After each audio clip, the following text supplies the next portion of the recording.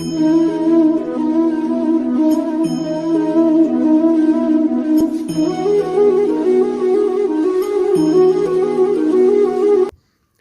दोस्तों, मेरे चैनल में आपका स्वागत है।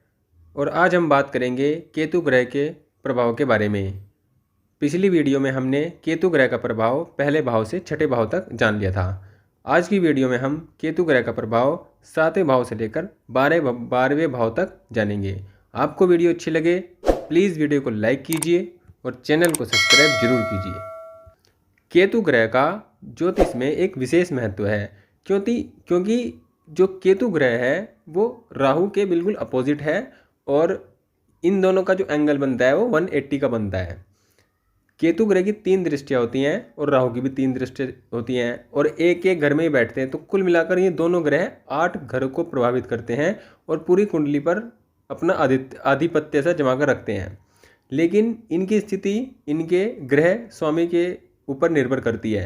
जिस ग्रह की राशि में ये बैठते हैं उस पर इनका सारा दारोमदार निर्भर होता है कि अच्छा करेंगे बुरा करेंगे जैसा भी करेंगे। राहु और केतु के लिए कुछ विशेष घर दिए गए हैं, जैसे तीसरा, छठा, 10वां, 11वां जो घर हैं ये कुछ विशेष भाव होते हैं जिनमें बैठकर ये विशेष योग या विशेष सफलताएं देते हैं। केतु ग्रह मोक्ष का कारक ग्रह है और अगर केतु ग्रह कुंडली में अच्छा हो जाता है तो ऐसे व्यक्ति का जीवन बहुत ज़्यादा अच्छा हो जाता है। ऐसे व्यक्ति जिस भी काम को करता है उस काम में एक्सपर्ट बन जाता है। मतलब वह इस समाज में, जिस समाज में वो जीता है उस समाज में उस देश में, उस सोसाइटी में, उसमें उसका नाम उस काम के लिए जाना जाता है।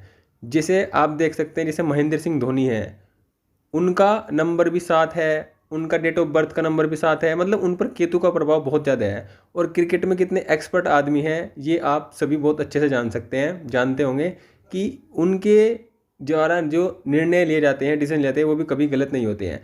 केतु ग्रह से जो पॉजिटिविटी से प्रभावित होता है, जिसके लिए केतु ग्रह पॉजिटिव होता है, ऐसा व्यक्ति अपने काम में इतना एक्सपर्ट होता है और इतना नाम कमाता है उस काम में। ऐसा व्यक्ति बहुत धन भी कमाता है, नाम भी कमाता है और प्रसिद्ध भी होता है। तो ऐसा व्यक्ति अच्छा जीवन जी पाता है। लेकिन अगर केतु ग्रह खराब हो जाते हैं तो ये जीवन को नरकीय बना देते हैं, बहुत बुरी स्थिति बना देते हैं। केतु ग्रह के बारे में हमने छठे भाव तक जाना था। जब केतु ग्रह 7वें भाव में होते हैं तो ये किस प्रकार प्रभावित करते हैं 7वें भाव को। केतु ग्रह जब 7वें में होते हैं तो ये वैवाहिक जीवन में भ्रम की स्थिति पैदा करते हैं, क्योंकि ऐसी केतु यहाँ पर कितने बली हो, यहाँ का राशि स्वामी कितना ही बली हो, लेकिन यहाँ पर बैठकर केतु ग्रह वैवाहिक जीवन में समस्या जरूर देती हैं। वैवाहिक जीवन में लड़ाई झगड़े अनबन देते हैं और जो पति पत्नी होते हैं उनको ये समझ नहीं आता है कि उनकी लड़ाई किस बात से है। बस वो अपने आपस में ही लड़ते झगड़ते रहते हैं और इस प्रकार उनका जीवन चलता रहता है। लेकिन उनको पर्टिकुलरली कभी समझ ही नहीं आता है कि जीवन की उनमें समस्या क्या है, क्या प्रॉब्लम है। उनके जीवन में भ्रम की स्थिति होती है, उनके आपसी संबंधों में भ्रम की स्थिति होती है। इस प्रकार की स्थिति ये जनरेट करते हैं संबंधों में। यहाँ से बैठकर 5वीं दृष्टि से लाभ को देखते हैं, लाभ में कोई कमी नहीं करते हैं, लाभ जीवन में अनवरत बना रहता है। लेकिन जो बड़े भाई होते हैं उनसे सुखों में समस्या देते हैं, बड़े अधिकारियों से समस्या देते हैं, जो अपने सीनियर्स हैं उनसे भी समस्या देते हैं।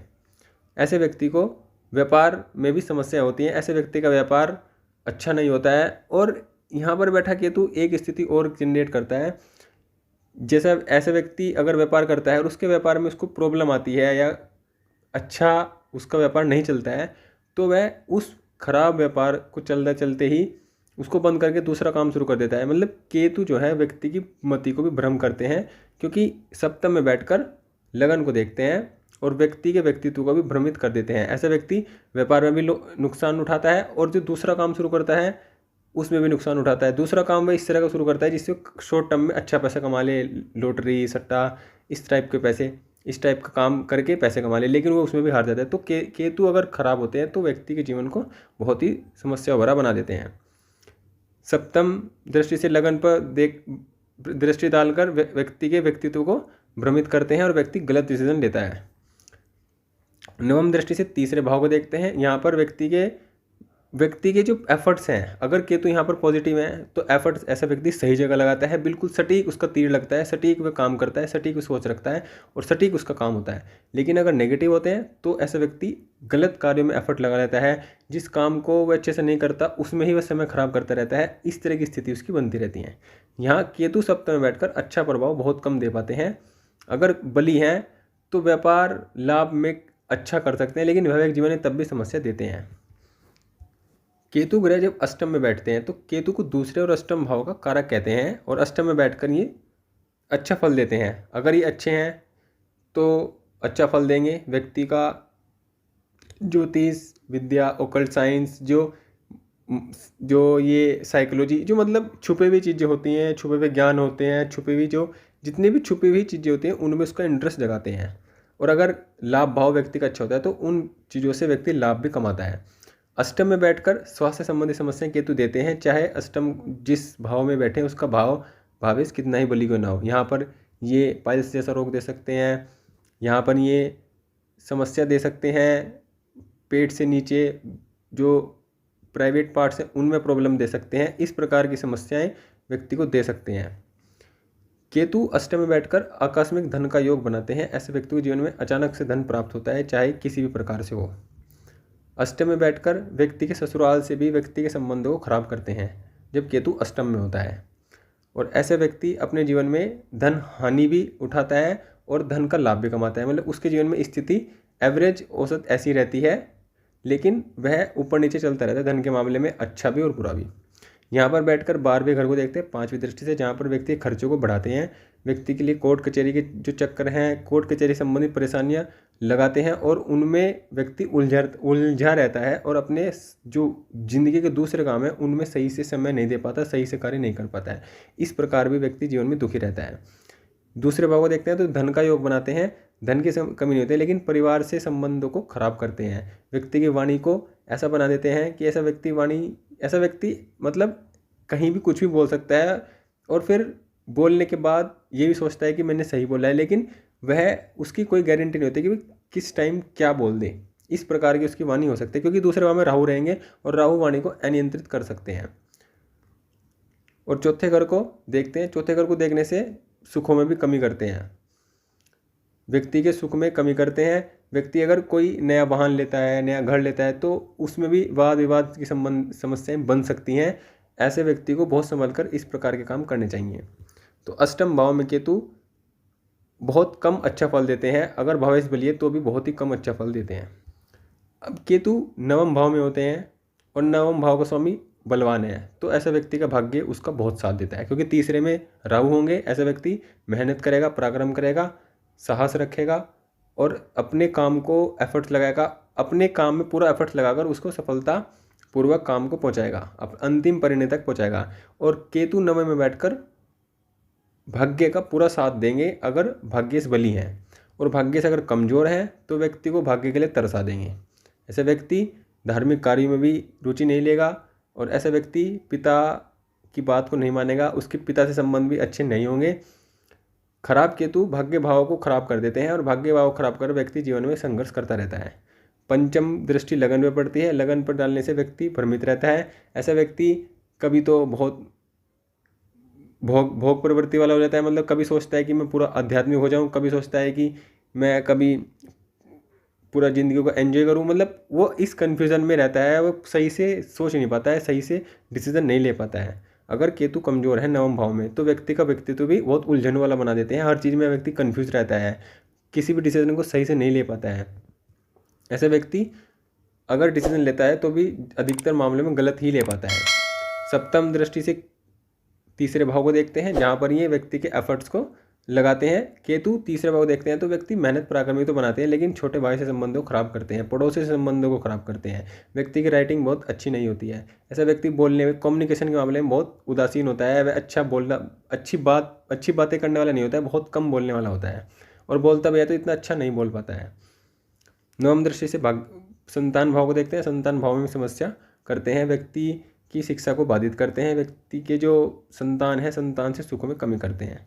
पंचम भाव में भी समस्या देते हैं। अगर बली है तो इन भाव से संबंधित फलों को बढ़ा देते हैं, लेकिन रिश्तों में फिर भी समस्या देते हैं। जैसे संतान अगर होती भी है तो उससे सुख नहीं मिल पाता है, या संतान से व्यक्ति को जो अपेक्षाएं होती हैं वो जीवन में नहीं कर पाते हैं।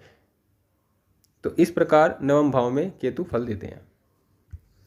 जब केतु दसम भाव में होते हैं तो ये बहुत ही कम अच्छा फल देते हैं। ऐसे व्यक्ति का कार्यक्षेत्र अस्थिर रहता है। जैसे अगर व्यक्ति नौकरी करता है तो वह नौकरी में भी अस्थिरता रहती है, कभी नौकरी लग जाती है, कभी छूट जाती है। अगर सरकारी नौकरी भी करता है ऐसा व्यक्ति तो भी कभी तो उसके जो समय होता है अच्छा चलता है, कभी उसके जो सीनियर्स होते हैं उसको बहुत परेशान कर सकते हैं, और कभी वह उसका ट्रांसफ़र इस तरह की जगह से हो जाता है जहाँ वह नौकरी नहीं करना चाहता है। मतलब उसकी नौकरी कर्म से संबंधित कोई भी काम उसका उसके मन मुताबिक नहीं होता है। वह उसमें उलझन, उसके हर काम में उलझन भरी रहती है जो उसके कार्यक्षेत्र काम है। अगर व्यक्ति बिजनेस करता है तो बिजनेस में भी वह सही डिसीजन न लेकर अपने बिजनेस को खराब कर सकता है।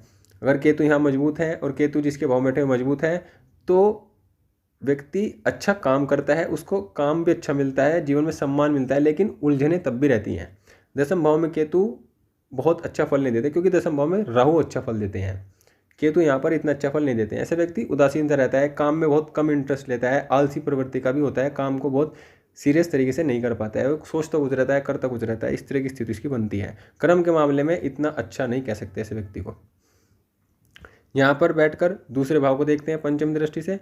व्यक्ति के धन की स्थिति अच्छा बनाते हैं, वही परिवार से संबंधित समस्याएं देते हैं, और व्यक्ति की वाणी को भी अच्छा नहीं करते हैं। सप्तम दृष्टि से चतुर्थ भाव को देखते हैं। चतुर्थ भाव के फलों में भी कमी करते हैं। अगर बली है तो चतुर्थ भाव के फलों में थोड़ा अच्छा कर सकते हैं। और दसम में बैठकर नवम दृष्टि से छठे भाव को देखते हैं। छठे भाव के फलों में भी कम अच्छा ही करते हैं, क्योंकि छठे भाव में जिस भी ग्रह की दृष्टि होती है, अगर वह पापक ग्रह की दृष्टि है तो भी वह अच्छा करती है, और शुभ ग्रह की दृष्टि है तो भी अच्छा ही करती है। छठे भाव में जैसे रोग, ऋण, रिपु, इन सब में व्यक्ति को राहत देते हैं, इनमें समस्याएं कम, इसकी समस्या को कम करते हैं। छठे भाव से संबंधित जो अगर रोग देते हैं, क्योंकि छठे भाव पर केतु की दृष्टि है, अगर व्यक्ति को रोग होता है तो रोग उसका पकड़ में नहीं आएगा, डॉक्टर की समझ में नहीं आएगा, डॉक्टर पता नहीं इलाज कुछ करेंगे, होएगा उसको कुछ, इस तरह की समस्याएं उसके साथ होती हैं। व्यक्ति को खुद नहीं समझ में आता कि उसके शरीर में क्या प्रॉब्लम है क्या नहीं है, तो ये समस्या हो सकती है। लेकिन व्यक्ति धन कमा लेता है, धनी रहता है, लेकिन व्यक्ति सुखी नहीं हो पाता है। इस प्रकार की स्थिति बनती है। केतु जब लाभ भाव में बैठते हैं तो लाभ भाव में ये कहा जाता है कि लाभ भाव में सभी ग्रह अच्छा फल देते हैं, और केतु भी यहाँ पर अच्छा फल देते हैं। लाभ की जो स्थिति है उसको अच्छा बनाकर रखते हैं, लाभ की कमी नहीं होती है, जीवन में व्यक्ति के धन की कमी नहीं होती है। पंचम में राहु बैठते हैं तो यहाँ पर केतु बैठेंगे तो पंचम में राहु बैठेंगे, और पंचम में राहु अच्छा फल देते हैं, बुरा फल नहीं देते हैं। केतु जब लाभ भाव में बैठते हैं तो व्यक्ति के वैवाहिक जीवन को परेशान करते हैं, क्योंकि नवम दृष्टि से वैवाहिक जीवन को देखते हैं। यहाँ पर बैठकर सिर्फ एक ही समस्या देते हैं कि वैवाहिक जीवन में व्यक्ति की समस्या रहती है, भ्रम की स्थिति रहती है, अनबन रहती है। एक छत के नीचे रहकर भी व्यक्ति अजनबी जैसे वाला जीवन जीता है। उसके जीवन में मतलब उसका वैवाहिक जीवन इस तरह का होता है कि वह अपने जीवन साथी के साथ एक छत के नीचे रहता है, लेकिन उसको ऐसा लगता है कि वह किसी अजनबी के साथ रह रहा है। उस तरह उसका वैवाहिक जीवन का होता है। वैवाहिक जीवन में समस्या है, लेकिन लाभ की तरह से कोई समस्या नहीं होती। व्यक्ति नौकरी भी करता है, नौकरी में धन भी कमाता है, समाज में सम्मान भी कमा सकता है, अच्छा कर सकता है, लेकिन उसके घर में उसको समस्याओं का सामना करना पड़ता है। ऐसे व्यक्ति के जो संतान होते हैं, संतान से भी सुख नहीं मिलता, संतान को भी स्ट्रगल करना पड़ता है। ऐसे व्यक्ति के संतान की ज़िंदगी में भी बहुत संघर्ष होता है। इस प्रकार की स्थिति बनती है। तीसरे भाव को देखते हैं तो व्यक्ति के एफर्ट्स को बढ़ाते हैं।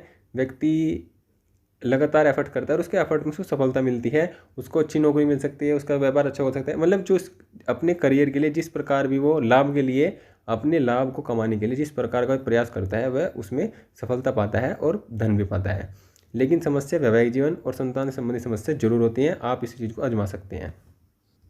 केतु ग्रह जब 12वें भाव में बैठते हैं तो ये यहाँ पर मोक्ष की स्थिति बनाते हैं। अगर यहाँ पर ये गुरु के साथ हैं, यहाँ पर ये मंगल के साथ हैं, और वृश्चिक राशि है, मीन राशि है, धनु राशि है, मेष राशि है, तो यहाँ पर ये बहुत अच्छा फल देते हैं। व्यक्ति को जीवन में सभी सुख देते हैं, और सभी सुख के बाद व्यक्ति की जो अंतिम जीवन है उसको भी, अंतिम टाइम है जीवन का, उसको भी अच्छा बनाते हैं, और व्यक्ति अपनी जीवन की यात्रा को बहुत अच्छे से जीता है। लेकिन अगर पीड़ित होते हैं तो व्यक्ति के जीवन में बहुत समस्याएं होती है। व्यक्ति फालतू चीज़ों पर खर्च करता है, मतलब वह ऐसी ऐसी चीज़ों पर खर्च करता रहता है जहाँ उसको समझ नहीं आता कि मुझे कहाँ खर्च करना है, कहाँ नहीं खर्च करना है। वह भ्रमित स्थिति जैसी उसकी बुद्धि होती है, उस प्रकार वे खर्च भी भ्रमित स्थिति में ही करता है। ऐसे व्यक्ति को नींद की समस्या बहुत रहती है, नींद उसकी अच्छी नहीं होती है। ऐसे व्यक्ति को पेट से संबंधित समस्या रहती है और ऐसा व्यक्ति जीवन में कोर्ट कचहरी के चक्कर में पड़ा रहता है या उसके जीवन में अचानक कोर्ट कचहरी चक्कर पड़ जाते हैं, लड़ाई झगड़े का चक्कर पड़ जाए, मतलब वह जीवन में सब कुछ कर रहा है, अपना काम अपने तरीके से कर रहा है, ठीक कर रहा है, लेकिन उसके जीवन में इस तरह की समस्याएं अचानक आ जाती हैं, कोर्ट कचहरी की, लड़ाई झगड़े की, सरकार से अनबन की, इस प्रकार की समस्याएं अचानक आ जाती हैं और फिर वह उनसे जूझता रहता है और उनसे बहुत मुश्किल से निकल पाता है। यहाँ पर बैठकर चतुर्थ भाव को देखते हैं। चतुर्थ भाव से संबंधित समस्याएं देते हैं। चतुर्थ भाव में व्यक्ति को सुख को लेने में समस्या आती है। ऐसे व्यक्ति चाहे कितने ही सुख सुविधाओं में जीता है, लेकिन उसको सुख चीज़ों से, भौतिक सुख सुविधाओं को लेने में बहुत समस्या आती है। इस प्रकार की समस्या होती है। व्यक्ति की माता का स्वास्थ्य भी अच्छा नहीं होता है, माता से रिश्ते भी अच्छे नहीं होते हैं। और छठे भाव को देखते हैं सप्तम दृष्टि से, तो व्यक्ति के जीवन में चोट चपेटी घटनाओं को बनाते हैं, लेकिन रोग रिपु ऋण से बचा कर रखते हैं। और अगर व्यक्ति लोन लेता है तो लोन उतार देते हैं, मतलब लोन उतारने की क्षमता रखते हैं अगर केतु यहाँ पर अच्छे हैं। अगर अच्छे नहीं है तो फिर व्यक्ति लोन में फंसा रहता है, अपने जीवन में बहुत संघर्ष करता है और पूरे जीवन में संघर्ष कर करके अपना जीवन बिताता है, लेकिन वह अच्छा नाम और धन नहीं कमा पाता है। 12वें घर में बैठकर नवम दृष्टि से 8 भाव को देखते हैं। वही बीमारियों की स्थिति बनाते हैं, भ्रमित स्थिति बनाते हैं। व्यक्ति को नहीं समझ में आता है, ना ही डॉक्टर्स को समझ में आता है क्या होता है क्या नहीं हो रहा है शरीर को। व्यक्ति टोने टोटके जैसी स्थितियों में पड़ जाता है, क्योंकि जब उसको लगता है कि डॉक्टर सही से इलाज नहीं कर पा रहे तो वह स्थिति में जाता है और फिर अपना पैसा और धन और समय इन चीज़ों में खराब करता है। इस प्रकार आपने देखा कुंडली में 12 भावों का प्रभाव केतु का 12 भाव में प्रभाव आपने देखा।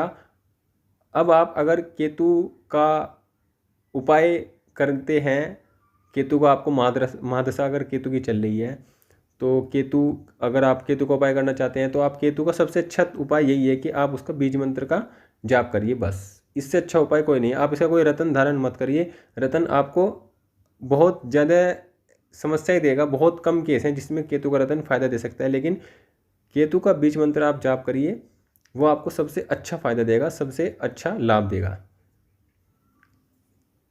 इस प्रकार आप केतु की दशा का लाभ ले सकते हैं, केतु की दशा में आने वाली समस्याओं को कम कर सकते हैं। आपको वीडियो अच्छी लगे तो प्लीज़ वीडियो को लाइक कीजिए और चैनल को सब्सक्राइब जरूर कीजिए और आप कमेंट भी कीजिए और चैनल को सब्सक्राइब जरूर कीजिए। Thank you.